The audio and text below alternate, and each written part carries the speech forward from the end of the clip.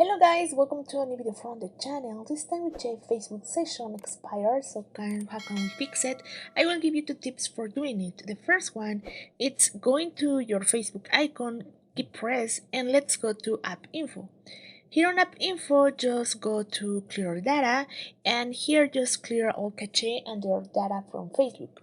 When you do it, let's go to the part and let's go to Facebook. Okay, let's go to our Facebook account, let's go to the three lines, and then here just scroll down and let's go to settings and privacy, and then let's go to settings.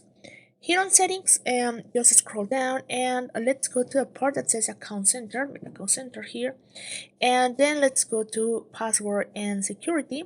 Here on password and security, let's go to the part that says we're login, and then just select your Facebook account, and here you will have all your devices. What you have to do is select devices to log out and select all of them, and then you have to log out on all of them.